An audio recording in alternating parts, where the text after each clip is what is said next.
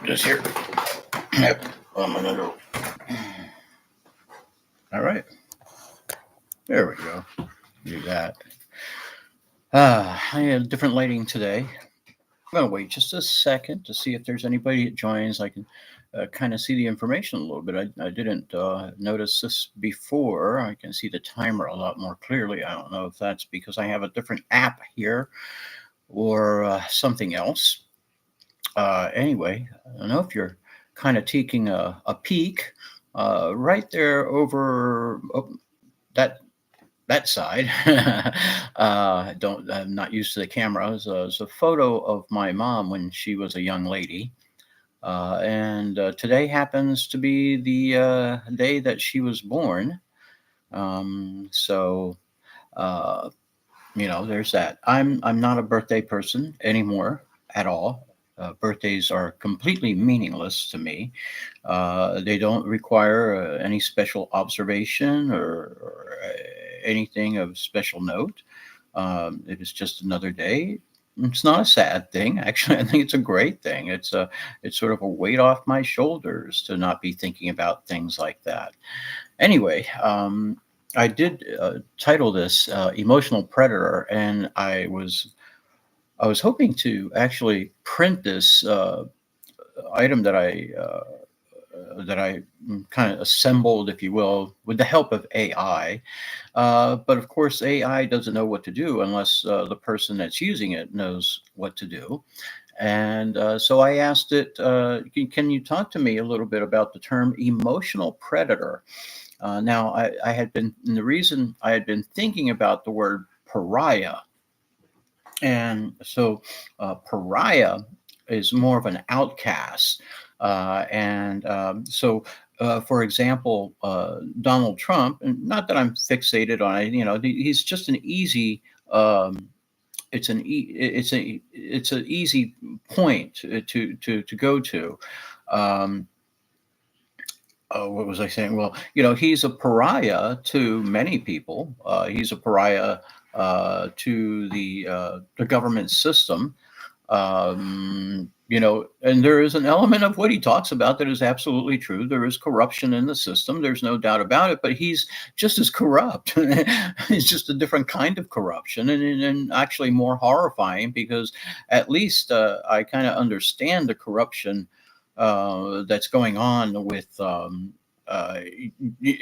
the government system. I understand that corruption, but his corruption is just it's complete chaos. It's whatever the hell he wants, and that's it's a very bizarre thing. But anyway, so he is a pariah to some, but he's not a pariah, and he's embraced, as an angel in another group. And of course, there is a tendency of people who don't understand why other people would like him, would like to fill in the blanks with their own answers without really having, I guess, the real knowledge or the real experience or enough wherewithals to really, all we can do is fill in the blanks with something that satisfies us. So, some people, what satisfies them is say, oh, it's a cult. It's a very easy explanation, but it's not the explanation. So AI came back with this, and I wanted to pretty this up and do this in a kind of a more interesting presentation. I've been working with some tools to help me do that. So I may turn this around and redo it. Or reproduce it, if you will. So I'm going to go read now off of my desktop screen. So right now I'm on my tablet, and I'm kind of aiming. I'm going to turn it down just a little bit over here.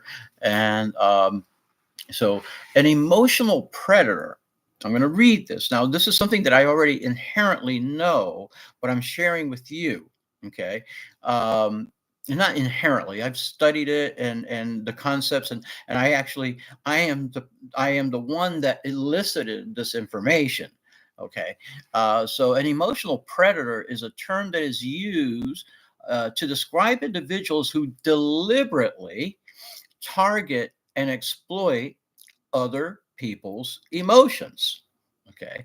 And they typically do this in order to gain something from their victim. Pretty clear. Money, sex, power, any of those things, that's what an emotional predator is. Okay. Now, emotional predators, they're known for having very charming and deceptive facades. And and behind that charming facade, they basically use others to get what they want. At their core, and I've had experience with this, so I know how this works. At their core, what they want is power. They want to feel dominant. They want to be in a winning position, and they want to be in control. Um, they want to, and that is the primary aspect. They want to be in control. Why? A lot of times it's based on very, very deep insecurities, but that's not important. The why is not important. What they're doing is more important and more than anything. And they normally will use a variety of tactics to gratify their drive for power. And that includes they'll claim to be a victim. They'll fake sincerity. They'll be making emotional displays to influence others, and they pretend to be innocent. And there's a lot more. Now I'm going to kind of scroll a little bit here. They are also known to provoke others to act out of character and to isolate and to gaslight their targets. So they create havoc and confusion and chaos, and they disrupt other people's natural rhythms.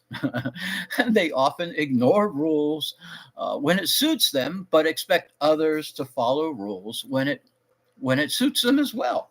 Now, are you following me here?